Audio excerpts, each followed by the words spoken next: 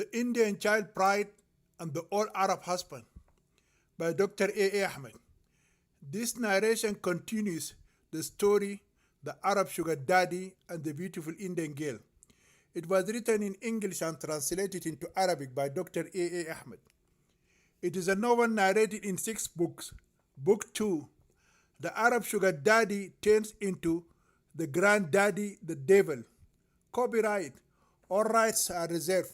No part of this book may be reproduced, stored, rival system, or transmitted in any form, or by any means without the prior written permission of the author, except by the reviewer, who may quote brief passages from the review for printing in a general magazine, a school journal, or a university article. All characters in this novel are fictitious, and any resemblance to real people, live or dead, is purely coincidental. Chapter 11. Investigations conducted by the CIA team.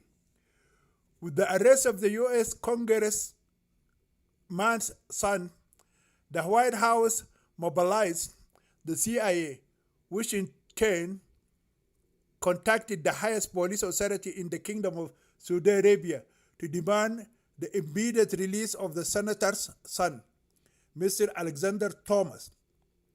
Initially, Saudi police authorities refused to release him, but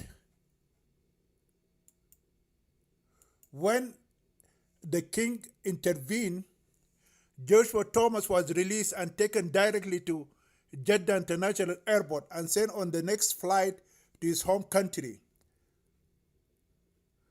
The husband Joshua Thomas arrived in the United States of America before the body of his murdered wife Shama Abdel Bari arrived. He was deported from Saudi Arabia against his wishes. He was willing to stay behind and fight his late wife's case. Upon his arrival in New York, and given the conditions of his imprisonment, he was interviewed by several leading news bureaus. He spoke to the media about the reason for his wife's assassination. He also convinced his father to ask the CIA to send a qualified team of investigators to investigate the suspicious death of an American citizen on Saudi soil. Shortly after widowed husband Joshua's arrival, his wife's remains arrived in New York. Shama's mother, Suzanne Haddad, came from Baghdad city to attend her daughter's funeral. Even her Iraqi Christian husband, Andre Haddad, came with her.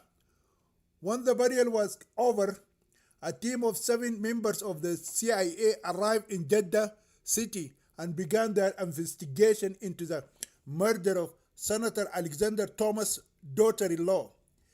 It is a mixed team of males and females. Joshua had already briefed the CIA team and had a general idea of what had happened. Their first step on Saudi soil was to force the Jeddah police to include Joshua's statements, especially regarding the Somali driver who hit and killed his wife. He stated that he met the Somali driver and spoke with him in the office of the second suspect, Sheikh Faiz bin Ahmed, and received his card. He gave the Somali man's card to the CIA team. Joshua had the foresight to hand over the recorded conversation between his late wife Shama and Sheikh Ahmed regarding the Indian mate's missing young daughter. When this was achieved, the CIA team attempted to interrogate the Somali driver. The Jeddah police knee-jerk response was to obstruct the investigation and prevent the meeting. When the Americans threatened to inform the royal family about this matter, the Saudis responded and allowed them to speak to the detained Somali man. During interrogation by the experienced American CIA team, the Somali driver changed his statements. He substantiated Joshua's claims and admitted that he was sober and not intoxicated when he struck the white woman. To escape guilt, he claimed he was speeding when he lost control of the steering wheel and hit the white woman. However, the CIA investigation team remained unconvinced of his innocence. Then the American team informed him that his Saudi sponsor or employer had already made a statement stating that he was drunk when he drove his car and hit the foreign woman. A Somali man was shocked when he heard such an unreasonable statement from his Saudi sponsor. It turned out to him that the Saudi sponsor Sheikh Ahmed deceived him and testified against him. All this time, he was under the impression that it was the Jeddah police who imprisoned him on charges of drinking alcohol and driving like a foolish foreign driver. He thought that Sheikh Ahmed had been supporting his claim all this time, that he lost control of the car and accidentally hit the white woman and killed her. This is what his Saudi sponsor trained with him on what to say. Devastated, the now detained Somali driver saw that his Saudi sponsor Sheikh Ahmed wanted to wash his hand of this serious issue and use him as a scapegoat. He understood that if he remained silent and did not reveal Sheikh Ahmed's incitement to him to kill the American woman, he would either be beheaded for premeditated murder or might remain in the Saudi prison indefinitely.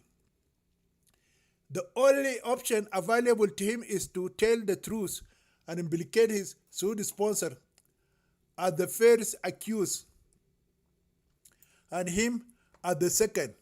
He believed that the sentence would be divided between them, otherwise Sheikh Ahmed would be more guilty because he was the mastermind of the premeditated crime and he was merely an accomplice in the crime. So the suspected Somali driver Abdelkader Ibrahim Saleh took the only option left to him and told the CIA team the truth, admitting that he had run over the white foreign woman to kill her and explaining exactly why he had done so. Everything he narrated was recorded by the American team that investigated him. The CIA did not disclose this additional information to Jeddah police or the media, as investigations are still ongoing. They demanded the interrogation of the second accused, Sheikh Faiz Bani Ahmed. When they were sure that the Sheikh Ahmed had deliberately killed the late American academic researcher Shama Abdul Bari Ahmed, they needed a motive. The testimony of her American husband Joshua gave them an idea of the circumstances surrounding her murder. Still, now they are keen to find out who Rehana Ahmed is and where the Saudi man hid her young daughter Ifat. Before meeting the old Saudi, they called Joshua Alexander Thomas and asked him where his late wife had met the mother of the missing little Indian girl. Joshua told them that Shama met Rehana Khan in the women's prison in Jeddah city and interviewed her regarding her upcoming stoning sentence. He then sent them a copy of the interview he found on his late wife's laptop. Through the interview, the CIA team was able to build a preliminary picture of both prisoner Rehana and her daughter Ifat. Their first suspicion is that the Saudi sponsor Sheikh Ahmed nailed his Indian mate for a false crime, sent her to prison, and sentenced her to death by stoning because he wanted it to rape her young daughter. Like Shama and Joshua, the team speculated that Sheikh Ahmed was hiding the underage Indian girl somewhere so he could rape her without arousing suspicion. The logical conclusion was that when Shama discovered his carefully hidden secret, the Saudi sheikh decided to kill her before she could implicate him in the Jeddah police on charges of kidnapping and raping a young Indian girl. The CIA team expected that if they confronted Sheikh Ahmed directly about his heinous crimes, he might kill the underage girl and get rid of the evidence. And so, they began searching for the little girl's whereabouts. A mobile phone recording of the conversation between the late young American wife, Shama, and the old Saudi man, Sheikh Ahmed, gave them the first clues. Analyzing the conversation, they suspected that he had made up a story about sending the minor daughter to her relatives in India. The team felt that the little girl was never sent to India and made plans to confirm this theory. At this stage of the investigation, they asked to meet the Indian mate who had been sentenced to stoning and who was working as a servant in the house of the second accused, Sheikh Ahmed. This time, Jeddah police did not try to prevent them from meeting Rehana Khan. On that day, the American team met with the convicted Indian mate Rehana Khan, who was only 1 month away from the date of her execution by stoning to death. Rehana recounted being raped by 2 Jeddah police officers upon her arrival in Saudi Arabia in the desert outside of the city of Jeddah. She told them about the false accusation that she was a professional prostitute, which promoted the Sharia court to sentence her to death by stoning. However, she begged the team to find her daughter Iffat and bring her to her so she could see her before she was killed. Rehana's tragic story touched a chord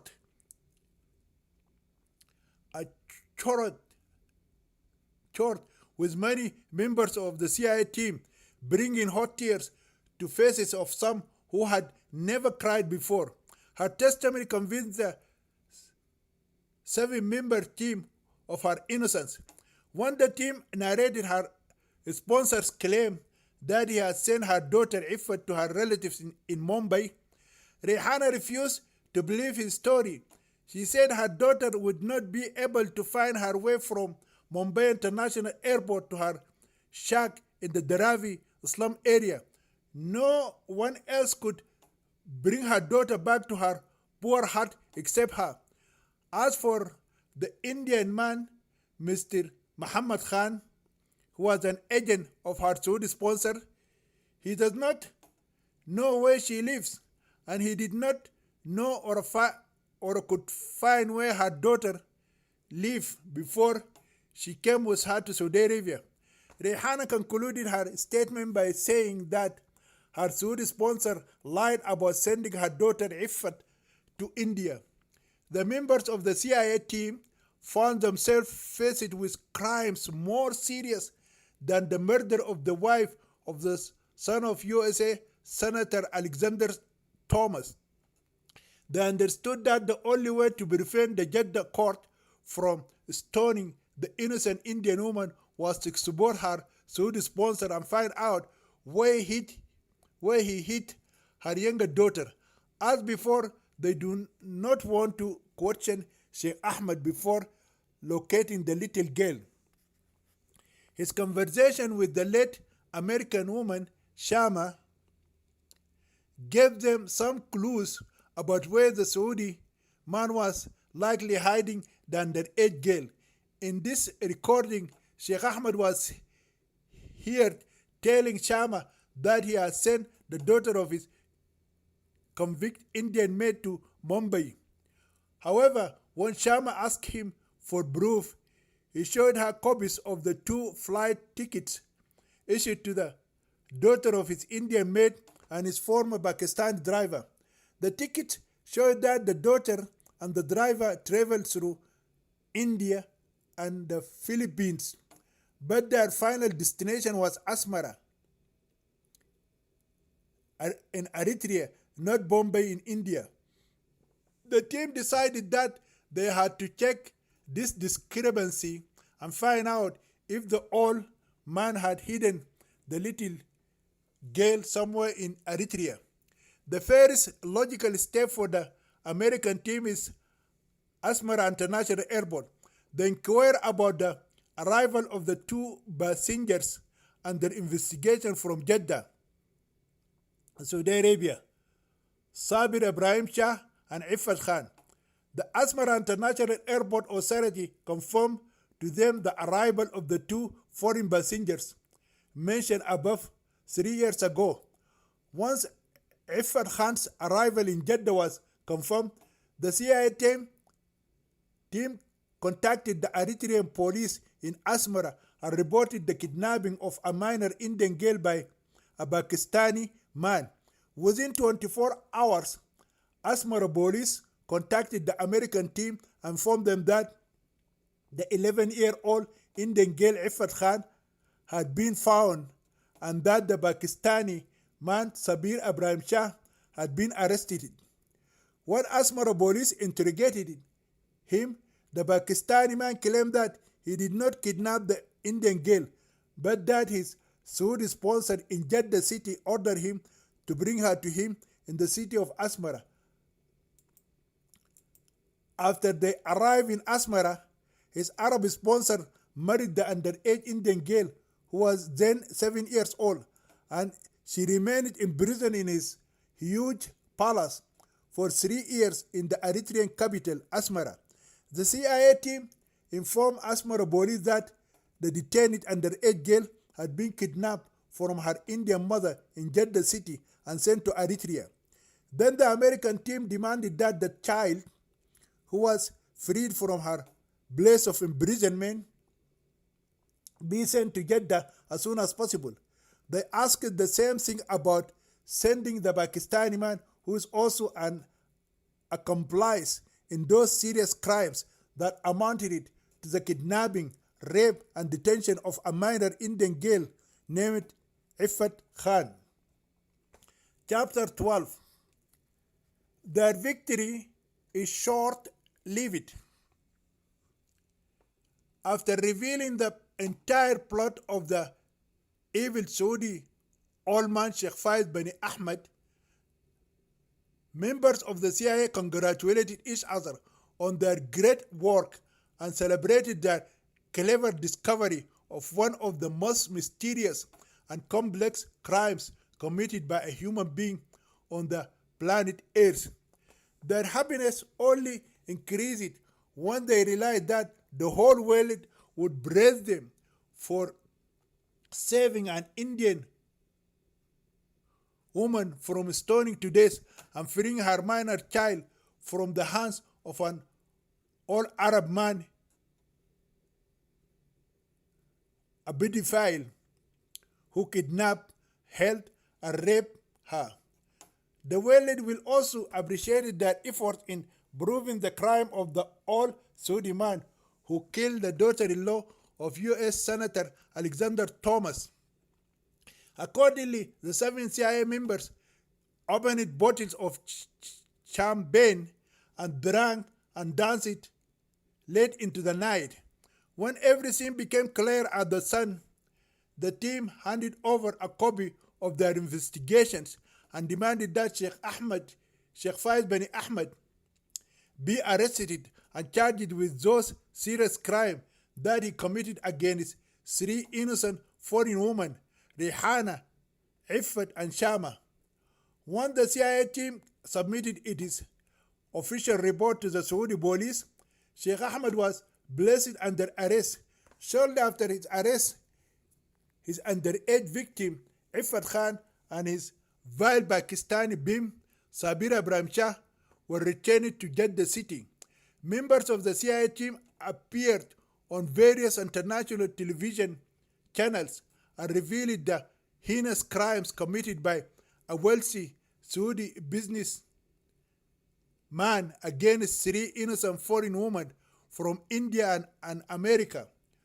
But the victory, happiness, and celebration for the CIA team members did not last long. Sheikh Faiz Bani Ahmed was released and was arrested and interrogated by Jeddah police and then released on bail 24 hours later. He was bailed by his eldest son, Dr. Abdul Bari Ahmed, who traveled by air from Riyadh city to Jeddah city and came to rescue his father. After questioning him about allegations of kidnapping, raping, and detaining the child of his former Indian mate, the Jeddah police waived these serious crimes and released him.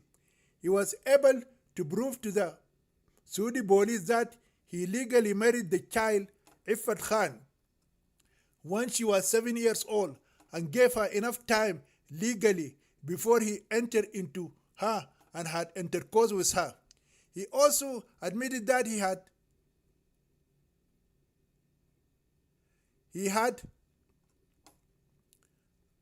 intercourse with her, with the young Indian. He also admitted that he had tied the young female child for a year in accordance the sunnah of the Holy Prophet Muhammad, may God bless him and grant him peace, based on marriage to his child wife Aisha when she was 6 years old. He said that the Prophet Muhammad practiced tying of his female child Aisha from the age of 6 until she reached the age of 9. Then he started it, having real intercourse with her when she completed 9 years of legal age. The old Arab husband challenged the police to find out from his first wife, Iffat Khan, whether he had sex with her before he became an adult at the age of 9. He strongly denied that he bribed his former Somali driver and convinced him to hit and kill the late American woman, Shama Abdul Bari Ahmed. He claimed that the CIA team convinced his detained Somali driver to change his statements because they promised to release him from Saudi prison and send him as a refugee migrant resettled in the United States of America. When the underage Indian wife Iffat Khan arrived in Jeddah from Asmara, she was 11 years old and pregnant.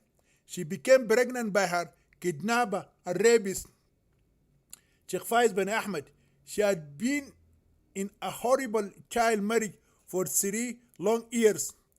Members of the CIA team were shocked when they learned that the Jeddah police had released Sheikh Faiz Bani Ahmed and allowed him to take back his child wife.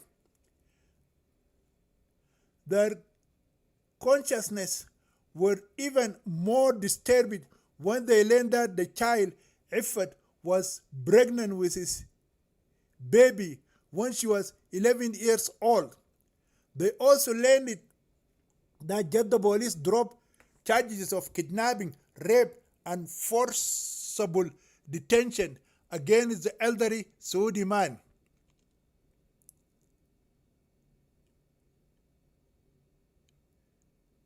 In addition to all of this, he was able to convince the Jeddah police that his Somali driver was the one who killed the American woman while he was drinking illegal local liquor and driving his car while drunk. Accordingly, the 7 members of the CIA team stormed the Jeddah police headquarters and demanded the immediate arrest of the kidnapper and rapist, the pedophile Sheikh Ahmed, and the release of his minor victim, Iffat Khan. If they had not been from the USA, the Jeddah police would surely have arrested all 7 members of the CIA team and beheaded them with an executioner sword or stoned them the following Friday. The American team went so far as to call the Jeddah police barbarians, scoundrels, animals, monsters, criminals, sexual deviants, and filthy pedophiles, and openly addressed them with other curse words. And some showed them the middle fingers. An American female member of the CIA team said in her rage that if the Indian maid's child was not released from her Saudi kidnapper rapist within 24 hours, the USA Marines would move out of Iraq and Syria and invade Saudi Arabia, and then blew up all the mentally retarded, sexually deviant, and all men, Saudis who have sex with children. Regardless of the words they used and the threats they made, the CIA team was unable to change the decision of the Jeddah police. Finally, the American team decided to refer the serious case to the royal family. Wisely, they also involved the Indian government. First, the CIA team drafted a massive report on the entire story of the 3 foreigners, Rehana, Iffat, and Shama. Then they uploaded it to the internet and spread it around the world. Rehana's stunning conviction has drawn the attention and sympathy of millions of people. Her photo and tragic story were circulated through emails and Messenger, YouTube, Facebook, Clubhouse, and TikTok. As a result, the outside world demanded an end to the stoning of the innocent Indian maid. Moreover, the world demanded the release of the daughter of the Indian maid servant, Rehana Khan, who is a minor child wife, freed from her rapist, the old Saudi Sheikh Fayed bin Ahmed. Second, the CIA team complained to the royal family. Third, they referred the case of the minor foreign wife to the Indian government through the Indian consulate in Jeddah city and the Indian embassy in Riyadh city. As a result, the royal family suspended all the implementation of the stoning penalty for convicted foreign maid servant Rehana Khan and ordered the Jeddah police to investigate the Indian maid's claim that she conceived an illegitimate child through rape by 2 Saudi police officers when she came with her daughter in the Kingdom of Saudi Arabia 3 years ago. Furthermore, the royal family issued a decree that the same foreign woman must be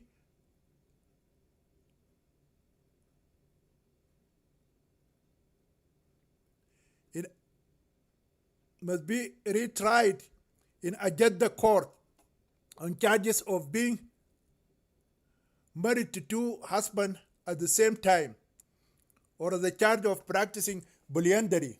The Indian embassy in Riyadh and the Indian consulate in Jeddah also intervened jointly and demanded the immediate release of the Indian minor girl Iffat Khan, who was allegedly kidnapped, forcibly detained, and raped by an old Saudi man who was her mother's sponsor.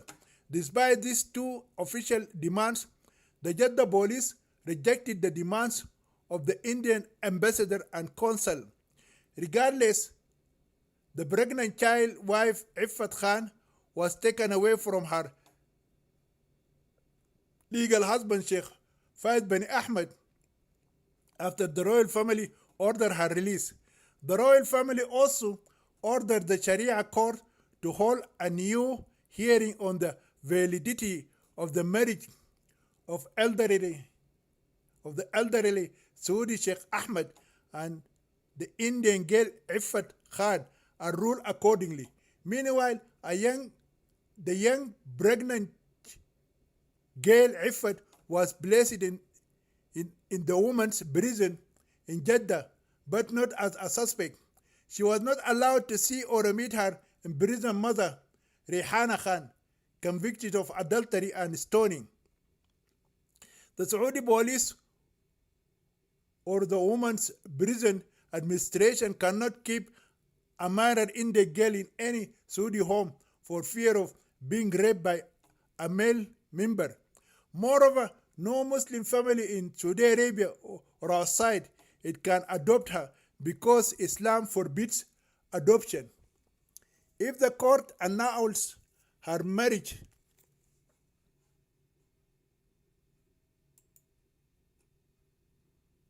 to her Saudi husband, the Jeddah police plan to hand her over to the Indian consulate to ship her to Bombay, and when she is there, let the Indian police authority do whatever they want to do with her. Meanwhile, in homes, workplaces, mosques, schools, and all over the kingdom of Saudi Arabia, other Middle Eastern countries, North Africa, and even the remaining 57 Islamic countries, a great uproar was caused by the news of a Muslim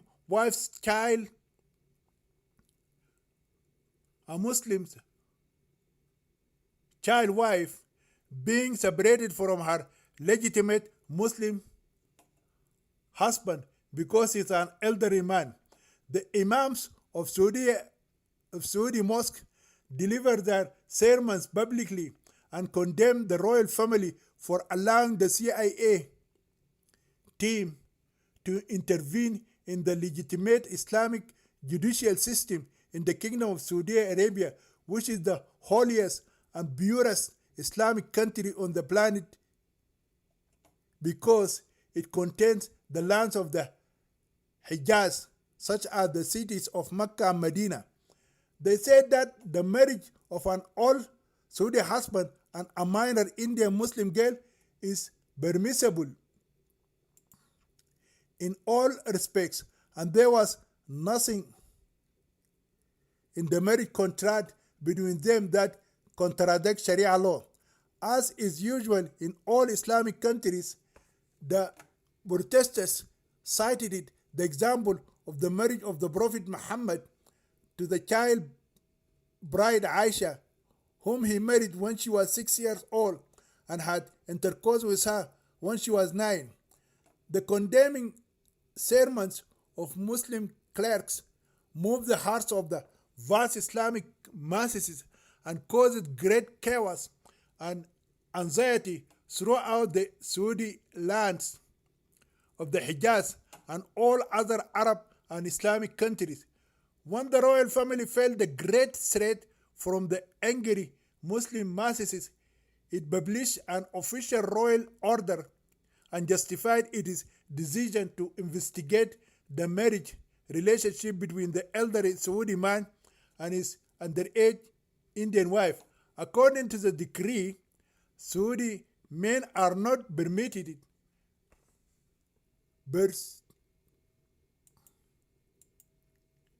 according to a previously issued royal decree to marry non-Saudi women. The royal decree temporarily appeased the angry crowds. However, the masses moved and took to the streets again when a prominent Egyptian Muslim leader publicly condemned the royal family for enacting laws that contradict the blessed Islamic Sharia. The prominent leader is known as Sheikh Yusuf Al-Qaradawi. After condemning the royal family, Al-Qaradawi issued a fatwa, religious council ruling demanded that the elder Saudi man, Sheikh Faiz bin Ahmed, be allowed to take back his young Indian Muslim wife, Iffat Khan, and transfer her to another Muslim country whose government is not hypocritical. Rather, it allows the law of the Book of God, the Holy Quran, and the Sunnah of his beloved chosen one, the infallible Prophet Muhammad. May God bless him and grant him peace. He even suggested some Muslim countries by name: Sudan, Somalia, Eritrea, and Pakistan. It is claimed that this great religious leader, Al-Qaradawi, is the one behind all the ongoing revolutions in the Arabic countries, which are known as the Arab Spring. He uses the Al Jazeera satellite channel in Doha, Qatar, to incite and move the masses in every Arab country to overthrow their current secular regimes and establish Islamic governments that follow and apply Islamic law. Today, Al-Qaradawi is one of the most prominent leaders and pillars of the Muslim Brotherhood. He is working hard to fulfill the dream of the first founders of the Muslim Brotherhood, Hassan al-Banna and Sayyid Qutb, who wanted it to restore the traditional Islamic caliphate to the Muslim world and use Sharia as the only correct form of Muslim rule. This distinguished Egyptian Islamic thinker and spiritual leader graduated from the prestigious Al-Azhar Al-Sharif Islamic University in Cairo. So far, his followers have succeeded in overthrowing the secular government in Tunisia, Egypt, Libya, Yemen, and Sudan, and establishing Islamic governments. If his dream comes true, the Arab Spring will turn into a global nightmare. Chapter 13.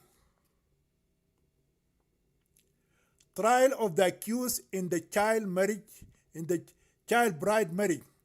The hearing to determine the validity of the marriage between Sheikh Faiz Bani Ahmed and his child wife Iffat Khan was held shortly after she was estranged from her husband.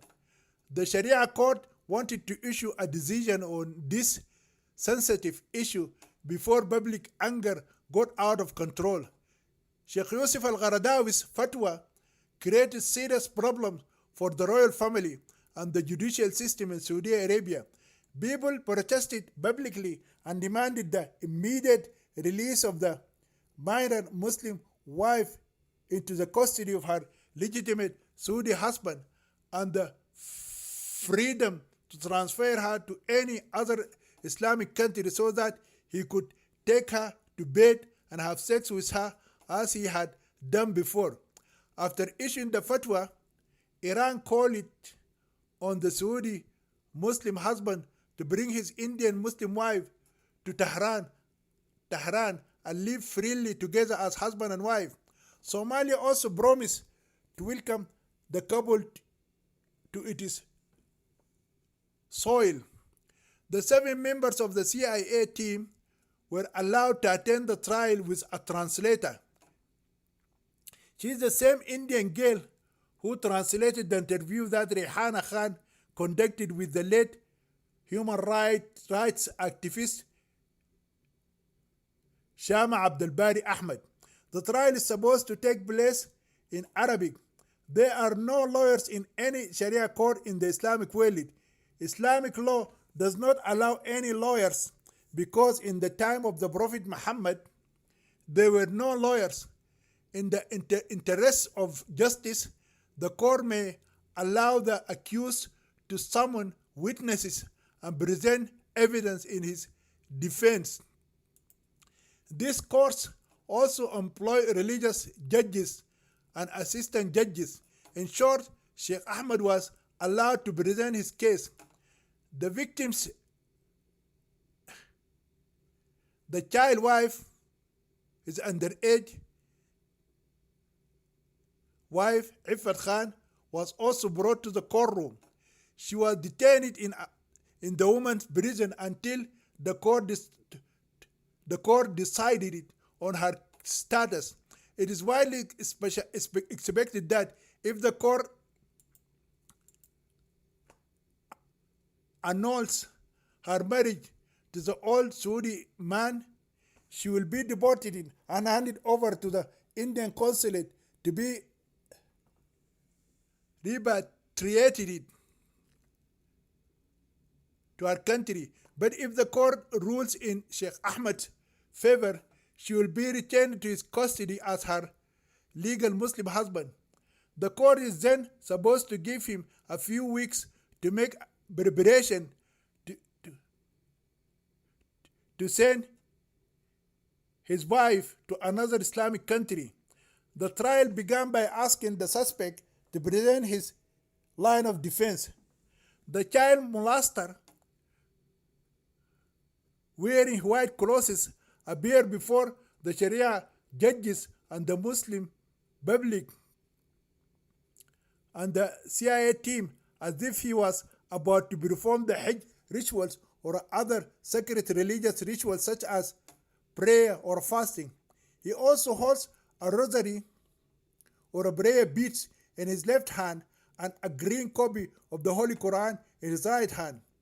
His long red beard resembles a dirty old broom.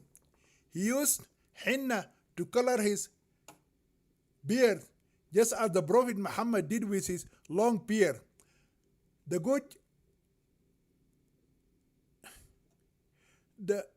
honorable judges and the blessed public, the hunchbacked old man began to tell his story. When my Indian mate Rehana Khan was arrested by the Jeddah police on charges of public deceptions, adultery, and detestable bulliandery, had only two options regarding her baby daughter, her child daughter Iffat Khan. Either return her to her country, to her Indian relatives, or keep her under my care until the Sharia court issues its ruling on her adulterous, depraved mother. I prefer to keep her in my house until the court decided it on the charges against her whore and deceitful mother. After the Sharia court of God and his noble messenger Muhammad convicted her mother Rehana Khan of committing the heinous crime of bulliandery and sentenced her to stoning until a death because she married two men at the same time and became pregnant by a third man through adultery. Sheikh Ahmad stopped when he heard the grumbling and shuffling of feet in court. Instead of continuing his words, he suddenly remembered the day he met her beautiful and sexy mother for the first time in India in front of the Taj Mahal Hotel in the Colaba area of downtown Bombay, and decided to share his romantic experience with the court and the public.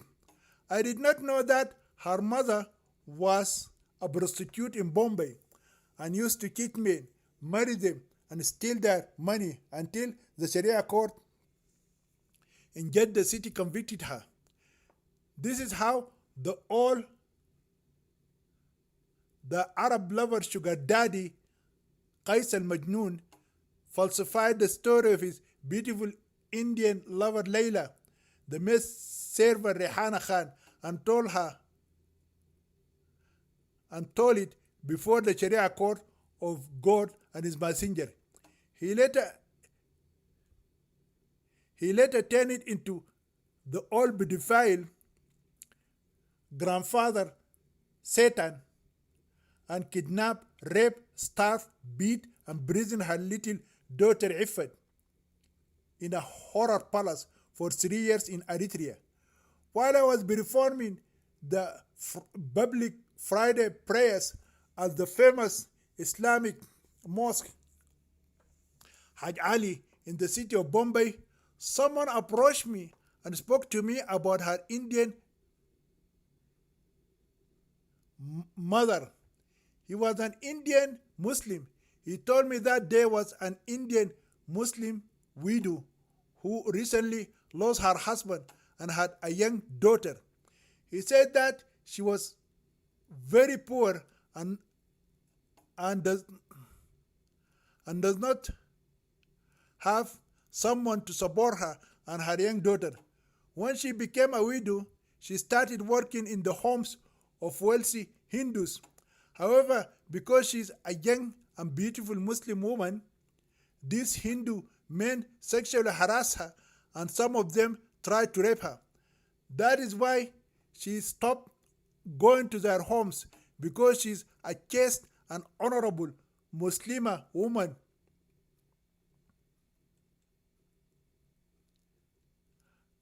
I wept and wiped tears from my eyes and my long beard before asking him what I could do to help a poor, righteous Muslim widow. He told me, you are the only person who can solve her problem. So I told him, my brother in Islam, only God can solve the problems of the poor in the world. If you want me to give her some money, I'm willing to do that. He told me, my Arab Muslim brother, that all the money you give her will end one day. But if you can help her find a decent job to do and make a living from her sweat instead of her ties, her problem will be solved forever. So I told him how I could give her a respectable job while I was a foreigner in this secular Hindu country. Then he said to me, take her with you to your pure and holy Islamic country and make her your maidservant. Although at that time I had 4 Muslim wives and 4 foreign maids in my country, agreed to help a poor widowed Indian Muslim woman.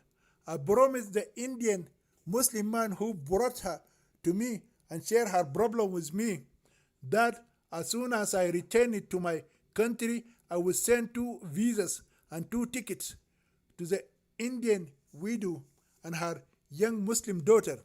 I didn't want to separate her 7-year-old daughter from her 22-year-old mother. Sheikh Ahmed took out copies of the visas and tickets for Rehana, her daughter Ifat, from his bag, read them, and showed them to the judges and the public. After that, he continues his false story. I swear by Almighty God and his noble messenger, and I swear on all my 4 Muslim wives, I swear on the divorce of all my 4 Muslim wives, that I have not given any Indian man or an Indian woman before or after a free visa and bought a ticket for her except that Indian maid and her Muslim daughter. I challenge the court and anyone present here to tell me about any Indian travel agency that issued free visas and tickets to any poor Indian family before or after as I did. Sheikh Ahmed stopped when he heard the audience begin to applaud in appreciation of his generosity and kindness.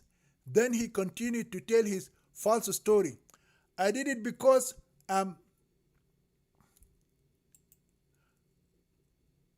a gentlemanly Arab father and I am also a good Muslim man. I also did it because I did not want a young Muslima woman to raise her daughter by selling her ties to the cursed Hindu infidels who worship idols instead of the one and only God Allah. The audience clapped their hands again, and some of them chanted 3 times, Allahu Akbar, or God is great. When the roaring stopped, the old geezer continued his fabricated story. When that young Indian woman, Muslim widow, came to Saudi Arabia, I decided to help her more than she expected it. Understood that she was young and beautiful. At that time, I had 2 teenage sons, one 16 and the other 18, at the home of my first Saudi wife, Mastura. I was afraid that my unmarried teenage sons would be tempted by the beauty of the young Indian maid and have forbidden sex with her. So, when she came to my house, I convinced my Pakistani Muslim driver to marry her. I didn't want her to feel like I was forcing her to marry my driver. I shared what was in my heart with her, and she gladly agreed to marry the Pakistani driver. The old Saudi stopped and waited for the audience to cheer, but he was disappointed when no one applauded it. He resumed his fabricated story, saying, Everything I did to my Indian mother-in-law, I did it with good intentions. I wanted it to have a clear conscience. I did not want to stand before God on Judgment Day and tell him that I had left a poor Muslim widow to starve to death in Bombay or to sell her body into prostitution to pagan Hindu men to feed her young Muslim daughter. This time, some of the attendees stood on their feet and chanted praises to God and their noble messenger, then thanked Sheikh Ahmed. As soon as the crowd stopped screaming and praising him, the old man put his right hand on his chest, raised his left hand, and said in a loud voice, Once my Indian mate married my Pakistani driver, God exposed her. I did not know she was a prostitute in Bombay and that the man who brought her to me had cheated me. He may be the man who committed adultery with her and impregnated her. When the police discovered that she had married 2 men in Jeddah at the same time, she was arrested.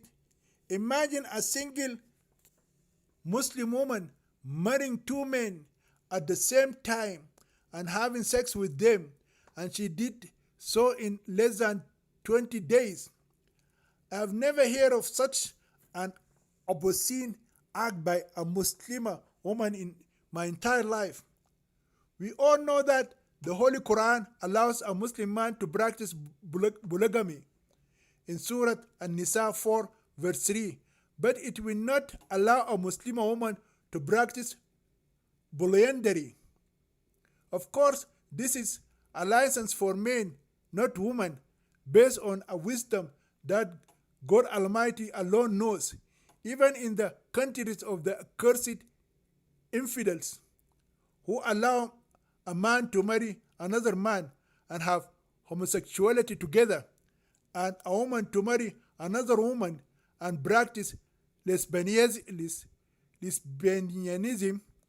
and they also allow their teenage sons and their age daughters to have sex before marriage like animals. They still do not allow polyandry for women.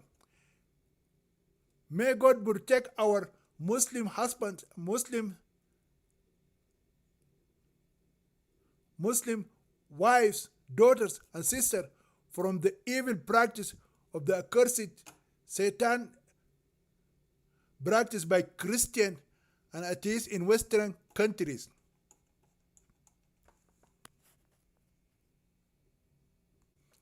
Chapter 14. The false story continues. Sheikh Ahmed stopped when he heard the Sharia judges and the public cursing Satan and asking God to protect their daughters, sisters, and wives from this evil act that the Indian Muslim maid Rehana Khan did. Yet the police discovered by chance that she had married these two men without either of them knowing about her bad deed, continued the old geezer. Moreover, after her arrest, the hospital discovered that she had become pregnant by a third man before marrying these two innocent men in less than a month. When I went to the police and inquired about her, I was told that she is a professional Indian prostitute who roams the city of Jeddah, deceives men, marries them, steals their money, and then escapes from them. Sheikh Ahmed bows it again, anticipating a reaction from the court or the public. But when no one said a word or moved his leg, he continued his bogus story. I was unable to refute the police when they showed me the two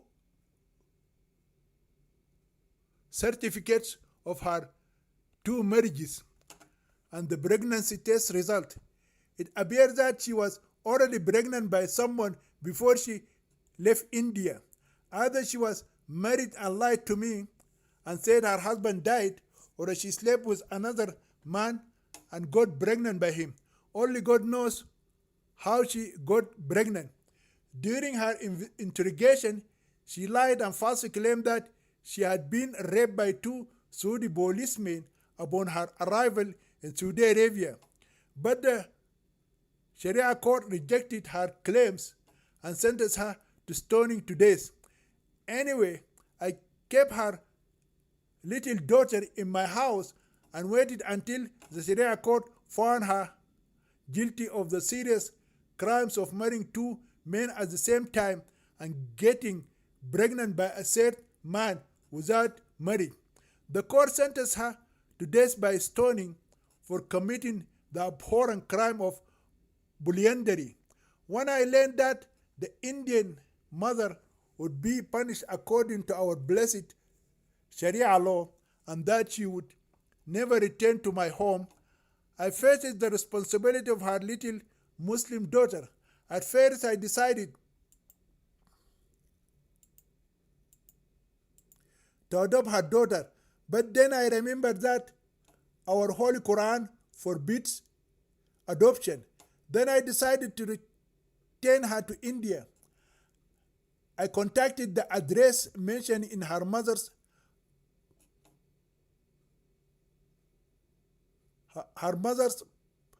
and her passports. I discovered it was a fake address. The people living at that address were Arab foreign students from Palestine and Jordan studying at the University of Bombay. I spoke to them personally on the phone and learned that they had been living in that apartment for more than 3 years. Here are copies of my Indian wife Iffat Khan's passport and her mother Rehana Khan's passport. If anyone doubts my claim, I challenge him to contact the address and prove me wrong. However, I decided to send my Indian mate's daughter with my Pakistani driver to India. I thought he might find her Muslim family members in Bombay and hand her over to them. Unfortunately, the Indian consulate rejected my driver's application for a visit visa because he's a Pakistani. Indian Hindus believe that every Pakistani Muslim is a terrorist and their enemy. Here is a copy of my Pakistani driver Sabir Ibrahim Shah's passport, and here is the rejection stamp from the Indian consulate. The court can get this copy and verify my words. Then I spoke to the Indian consulate staff and begged them to help me find the family of the little girl of my Indian maid who had been sentenced to death by stoning. None of them were willing to help me. I knew that neither a Saudi family nor an Indian family in Jeddah would agree to keep a young daughter in their home. After all the doors were closed in my face, I decided to share the problem of the little Indian girl with my wives and children. I did not want to do anything that might cause trouble for the poor little girl and make my face ugly before God and the people around me. One of my 4 Muslim wives asked me to keep the girl with her as her maid servant. So I told her, first of all, the girl is too young to be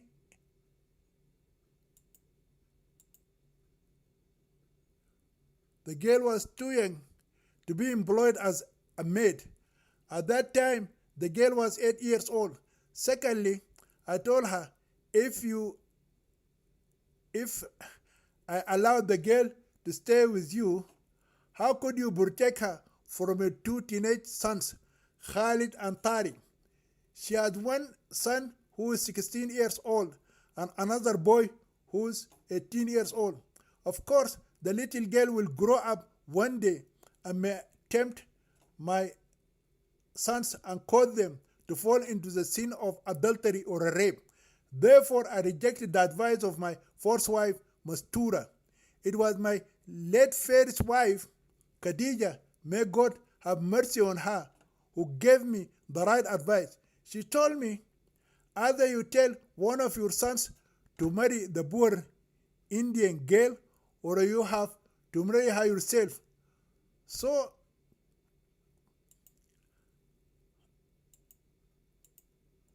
I asked her, how could one of my sons marry her? One Saudi law prohibits a Saudi man from marrying a foreigner, even if she is a Muslimah. Then she told me to marry her yourself and leave her in another and keep her in another country. At first, I rejected the advice. However, when I remembered that I travel frequently to some Asian and African Islamic countries for my work, accepted the wise advice of my esteemed first wife, Khadija. May God have mercy on her. At that time, I had 4 virtuous Muslim wives, and Sharia did not allow me to have a 5th wife. I can only treat the Indian maid's daughter as my right hand possession and keep her as my own Jariya. In this case, Islam permits me to have intercourse with her as a slave without marriage, as our noble prophet did with his 2 slave girls, Maria the Copt and Rehana bint Umar. But I was afraid that people would blame me and accuse me of cohabitating with the daughter of a foreign woman without marriage. I shared my problem with my 4 wives again. I did not want to divorce one of them and marry a young Indian Muslim girl instead. My first wife, who advised me to marry the young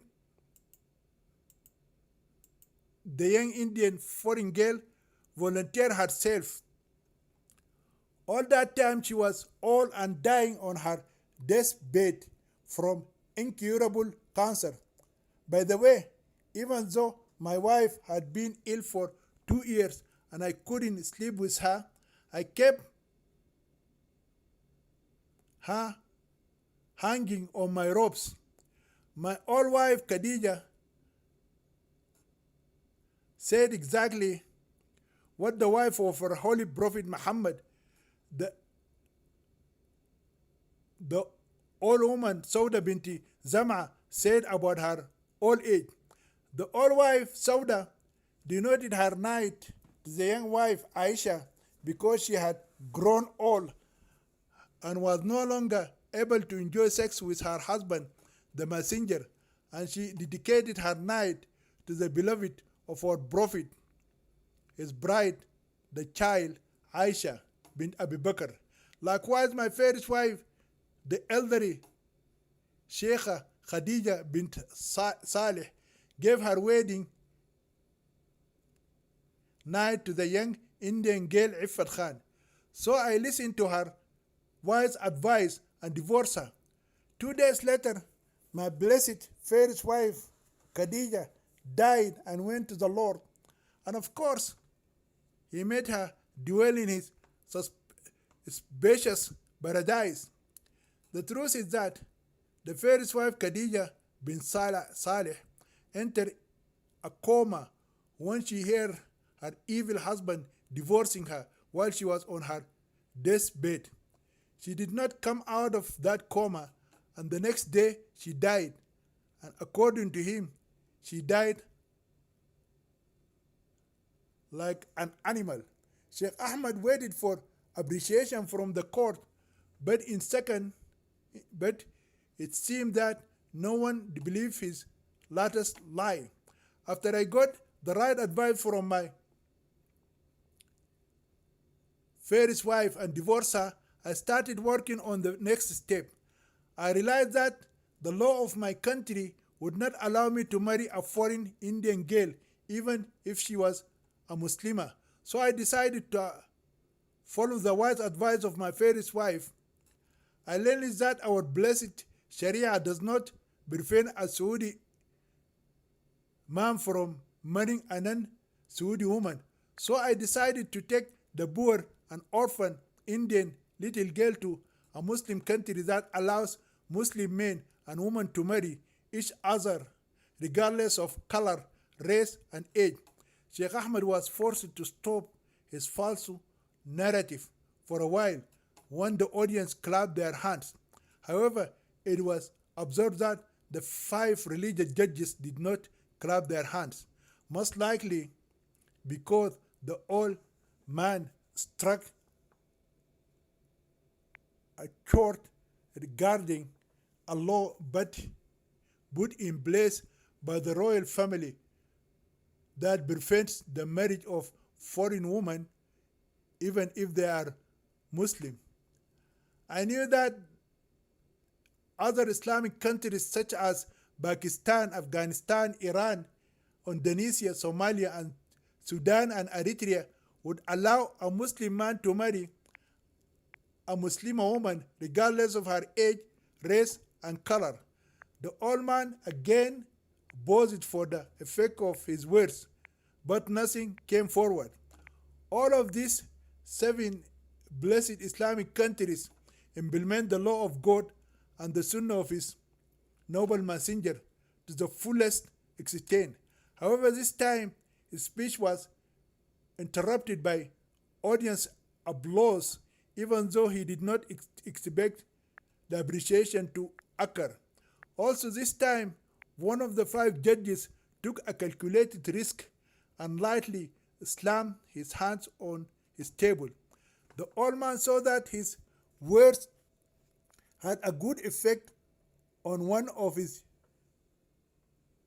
judges, which was a good sign. I decided to take my future Indian bride to one of those Islamic countries and marry her according to the law of the Book of God, the Holy Quran, and the Sunnah of his Prophet, the Chosen One, and the infallible Muhammad. May God bless him and grant him peace. I did not want to be selfish and decide for my future bride which country she should live in. For this reason, I wrote each Islamic country on a piece of paper, folded the papers, and asked her to choose one. She picked up the paper with the country of Eritrea on it. I have never been to Eritrea and would never have gone there if she had not chosen that great Islamic country. This was not because I do not like visiting Islamic land, but because of the language barrier. Since I promised God and his noble prophet that I would take her there and marry her in any country my fiancé chose, accepted it her choice. I did not travel on the same plane with her because she was not my wife yet. Moreover, I decided not to stay in the same hotel room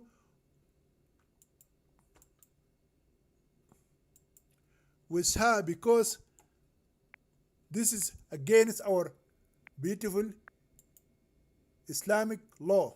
I decided to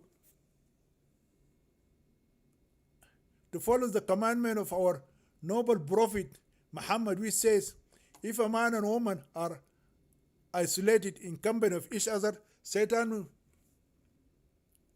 will be their third partner.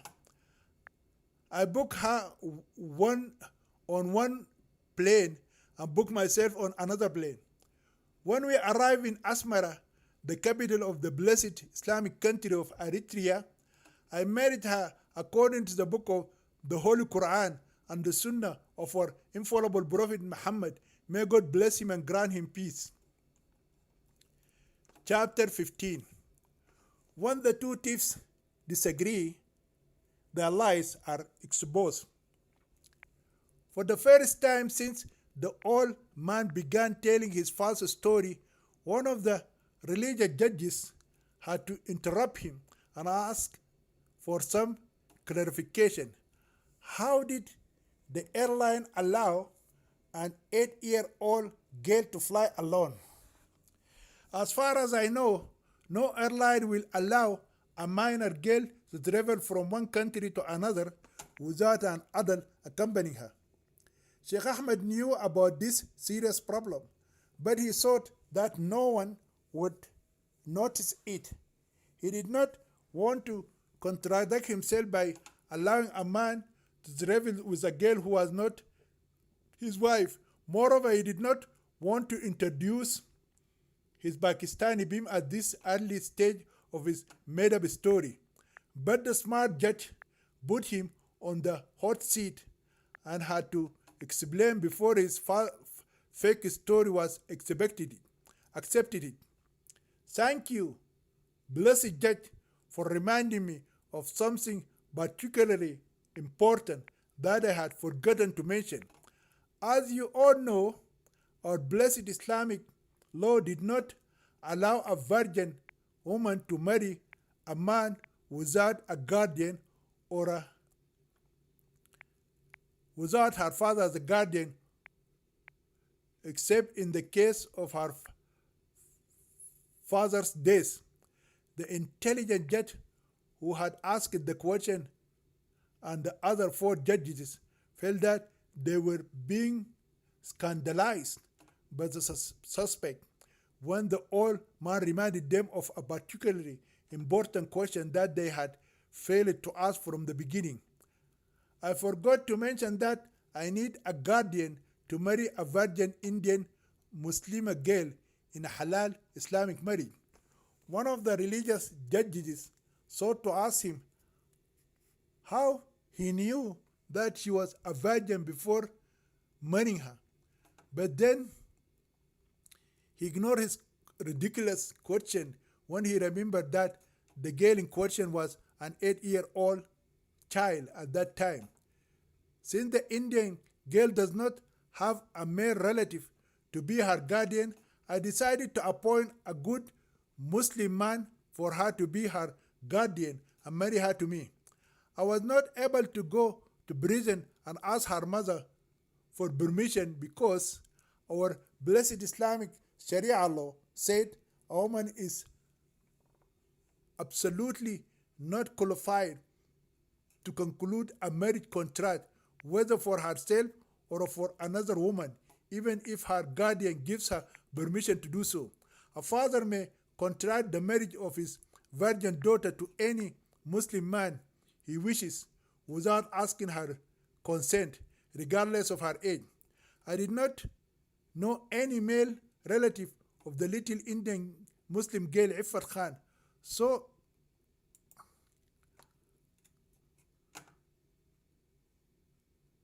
I could ask his permission before I entered into halal Islamic marriage with her. I was about to give up on the idea of marrying her when I discovered that I could not marry her legally without a mere relative as her wali or guardian.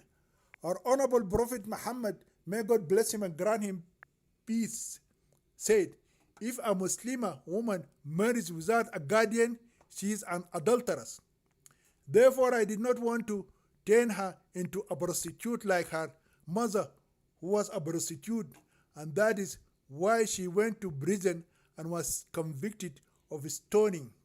Therefore, I was in a dilemma.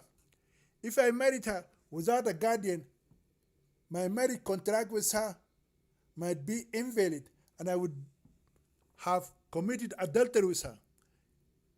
If I do not marry her, I will expose her and my sons to the risk of adultery or rape. While I was thinking about solving this difficult dilemma, my loyal Pakistani driver came forward, hit his chest with his right hand, and proudly said, I will be her guardian and I will marry her to you according to the book of God and the sunnah of his prophet. The line old man stopped telling his false story and looked for around. The faces of the crowd and the judges gave him a boo, and one of them gave him the middle finger. No one in court appraised what his Pakistani Muslim driver did. Not because what he said is not praiseworthy, but because they are all Arabs and hate Pakistani Muslims. If he had said, my Arab driver said, I will be her guardian and marry her to you, they would have applauded for 10 minutes or more. A simple truth of Arab life is that they look down upon non-Arab Muslims.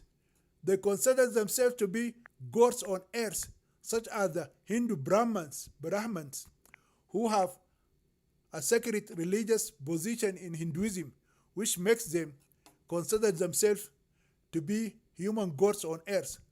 On the other hand, some Indian Muslims consider themselves more honorable or noble and believe that they are direct descendants of the Prophet Muhammad, and they look with contempt and disregard at other Muslims. Other Indian Muslims like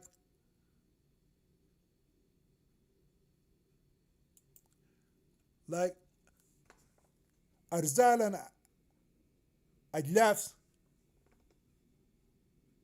Indian Muslims created their own caste system that divided them into three classes. One, the Ashrafs, nobles. Two, the Ajlafs, slave. And three, the Arzals, untouchables. Muslims of the last class have a status like the outcast Hindus in India. They are not allowed to enter mosque to pray, and they are not allowed to touch the books of the Holy Quran. Therefore, one of the Arab judges interrupted the old man out of hatred for Pakistani Muslims and asked him a very difficult question.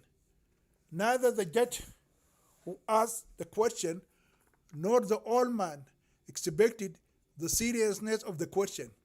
It is a slippery question that changed the course of the trial and created a major rift between the old Saudi man and his loyal Pakistani bim, who allegedly volunteered to be the guardian of the Indian child Iffat Khan.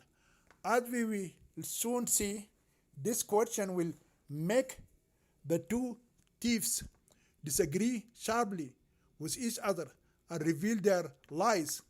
The angry Saudi judge wanted to know why Sheikh Ahmed had not convinced his loyal Pakistani driver to marry the young Indian girl and spare himself all the trouble he had to go through to marry her.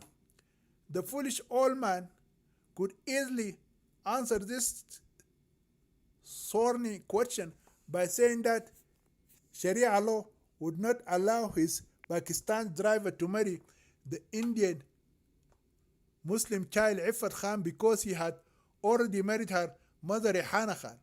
However, he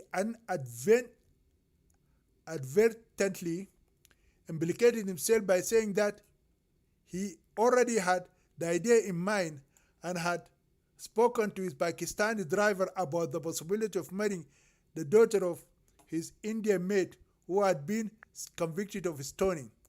But his honest and trustworthy Muslim driver refused to marry her for personal reasons. The stubborn judge was not satisfied with the vague answer and demanded to know the exact personal issues that prevented the sincere Pakistani Muslim driver from marrying the young orphaned Indian girl. At this critical stage of the trial, the cunning old man still had a chance to escape from the jaws of the difficult question, but he missed the opportunity again and fell into another dangerous trap. In his state of referring to the sham marriage on paper, his wife's Indian child mother and his foreign Muslim beam or driver, he said his loyal Pakistani chauffeur told him that he did not have what other men had. The adamant judge asked the accused Sheikh Ahmed to speak clearly to the court of God and his noble prophet and to tell them exactly what his honest and trustworthy Pakistani driver told him.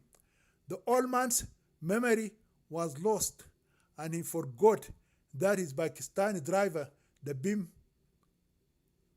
was present in court. He said that his foreign driver, Sabir Ibrahim Shah, told him that he was a eunuch. He was castrated by some evil Muslim men when he was in Pakistan. Hence, he decided not to marry a Muslim woman and deprive her of what every wife should get from her husband. All 5 Muslim judges spoke their opinions together as if they were a team of singers. So, how did your Pakistani Muslim driver, Sabir Ibrahim Shah, marry her Indian Muslim mother Rehana Khan and have sexual intercourse with her, thus consummating his marriage with her in bed before she was arrested on the second day after their marriage contract? The religious judges had done their Islamic school duties well before coming to the courtroom. They studied well the merits of her Indian Muslim mother's case, which led to her being convicted of bullyingly, adultery, and stoning. Therefore, they already knew that the mother of the child bride had been sentenced to death by stoning because she had committed the abhorrent sin of bigamy with 2 Muslim men, one of whom was an Indian named Aslam Ali Khan and the other was a Pakistani named Sabir Ibrahim Shah. This means that she had sex with 2 men at the same time within 3 weeks, which is a serious violation of the true Islamic law. Only God's favorite creature, the man, can practice polygamy with 4 women and have sex with them at the same time. The foolish Sheikh Ahmed made another grave mistake. He took out from his bag a medical certificate issued by a Pakistani doctor who has a medical clinic in the city of Jeddah, proving that Sabir Ibrahim Shah is a castrated man who can never have an erection, even if Mrs. Worley stand completely naked in front of him. Therefore, his driver told him that he could not marry any woman because he could not have sex with her as his wife. But in doing so, the foolish old man shot himself in the foot and exposed his evil deeds and lies. When the Pakistani BIM Sabir Ibrahim Shah first learned that he was a castrated man, a mystery that had puzzled him for 3 years was solved. He remembered that the day he married the beautiful Indian Muslim maid servant Rehana Khan and slept with her in the same room, he tried to have sex with her, but he could not. Rehana even invited him to have sex with her before the all Arab man, sugar daddy, Sheikh Ahmed, came and violated her. But he couldn't. She tried everything he asked her to do to stimulate him sexually and make his penis erect, but he couldn't get an erection. She even sucked and licked his penis with her mouth and tongue like a lollipop or an ice cream cone, but to no avail.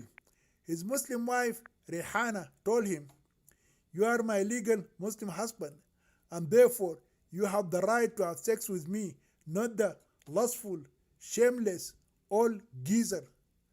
Sabir also remembered what happened to him when the adulterous, unfaithful, and ugly Saudi wife, Mastura, Mrs. Ahmed, tried to have sex with him that day in the room and bed of his Saudi kafil or sponsor, and he was unable to have sex with her either. That is why she got so angry at him, hit him, beat him, and was about to eat him alive and kill him if he couldn't escape from her. He also remembered that he tried several times to have forceful sex with the underage Indian wife, Iffat Khan, in the absence of her Arab husband, the Grandpa Satan, and her attacker and abuser, Sheikh Ahmed. But he failed to achieve an erection every time he tried to rape her. Finally, the Pakistani BIM concluded that God had cursed him with a great curse and turned him into a sexually impotent young man because of the evils he had committed against the two innocent Indian women, Rehana Khan and her little daughter Iffat Khan. However, when the elderly Saudi man took out a medical report from a Pakistani doctor from his bag and presented it to the Sharia court, Sabir understood who had castrated him. Then he understood why the old man trusted him to stay alone with Rehana and Iffat. Why did his evil master allow him to sleep with the beautiful young Indian woman Rehana Khan in the same bedroom on the day of his fake secret marriage to her? And why did he allow him to live with his child bride in the same house during his absence for 3 years in Jeddah city? He knows that the Arab man will not trust his father or a brother with his wife. Therefore, the despicable BIM, Sabir Ibrahim Shah, became so angry that he was unable to speak when he got up and opened his despicable mouth. The chief judge angrily shouted at him and asked him if he had anything useful to say. When he opened his mouth again and was somehow able to speak, it was as if a bomb had suddenly been dropped inside the crowded courtroom by an angry Muslim terrorist, or he had detonated an explosive device from an explosive belt that was tied around his waist and buttocks. He said that everything his Saudi sponsor told before the Sharia court today was just lies.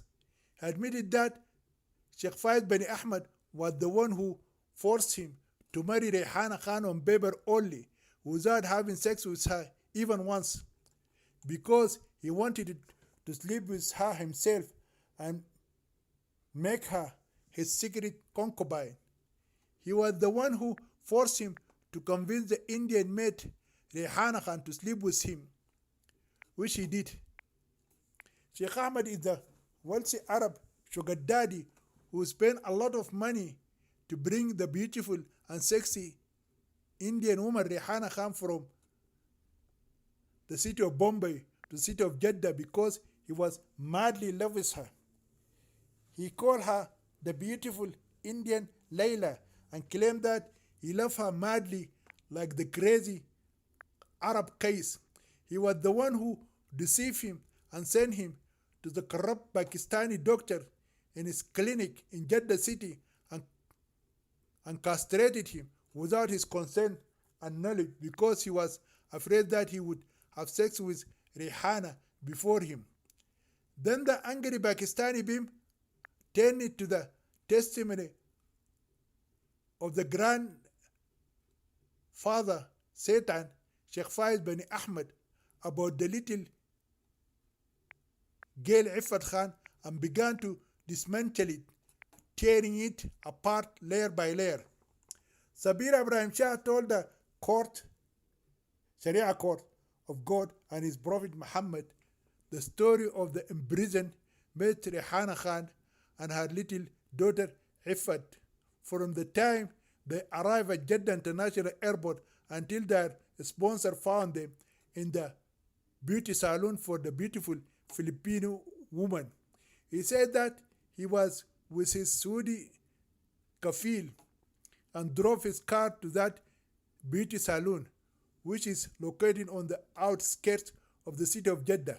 He also told the court what happened to Iffat Khan since the day her mother, Rehana Khan, was arrested and falsely accused by Jeddah police of being married to two husbands at the same time. He admitted that he did not marry Rehana in reality, but rather it was just a sham marriage that took place on paper. It was just a fake marriage meant to cover Sheikh Ahmed's ulterior motive.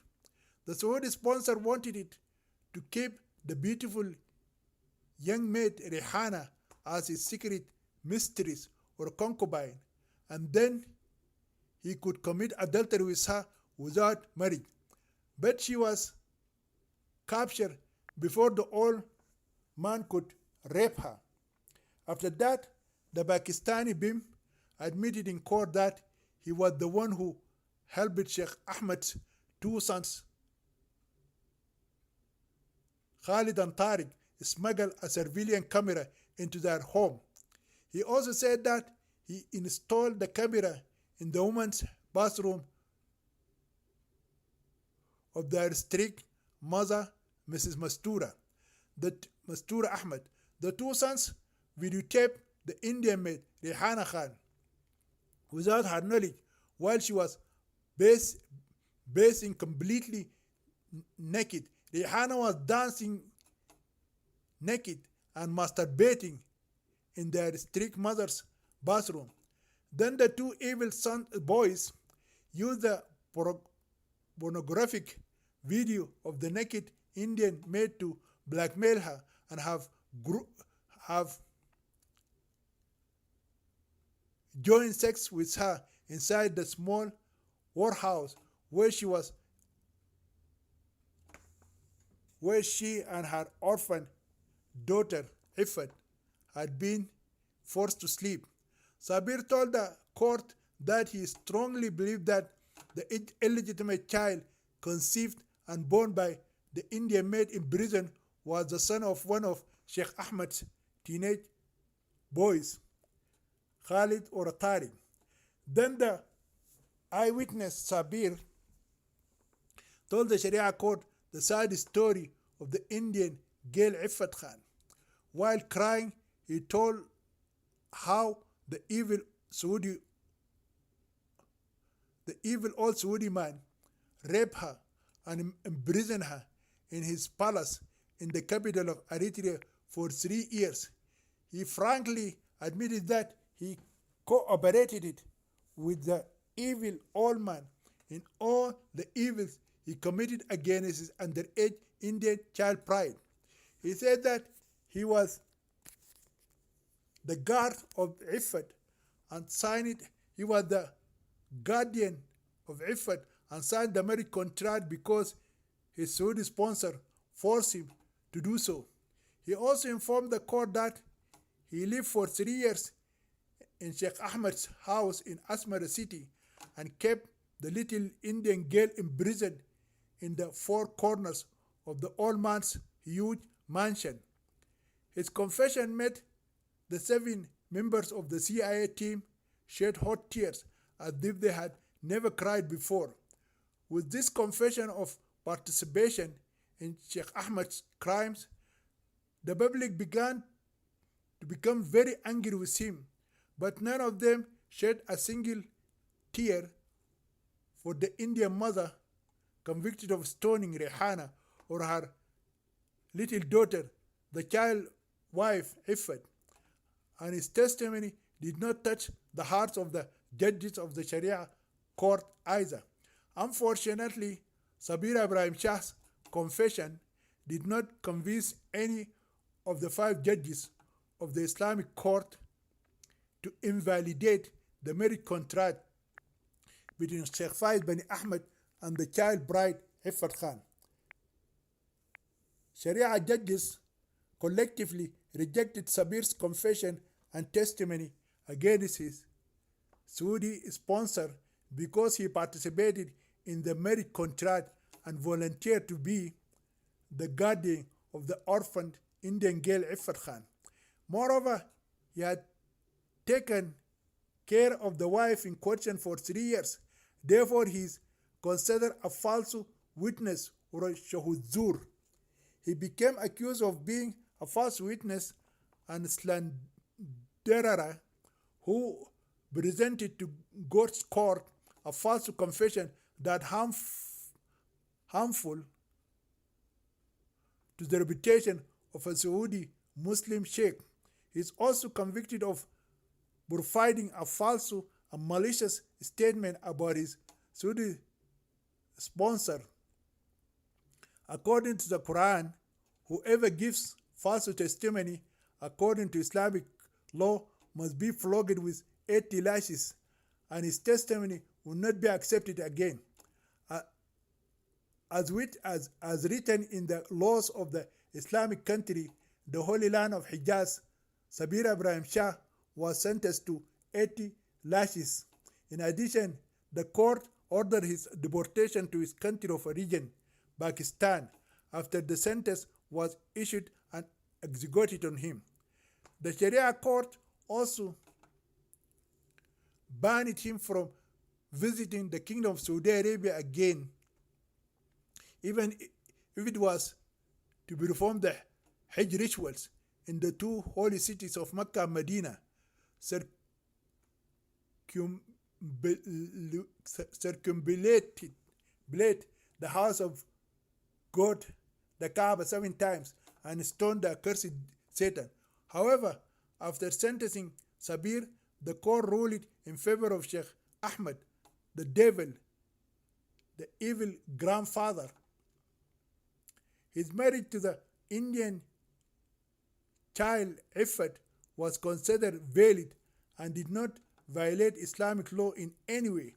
According to the Sharia court, the Indian girl Iffat Khan was married when she was 8 years old, when the old Saudi Sheikh Ahmed married her, following the Holy Quran and the blessed Sunnah of the Prophet Muhammad.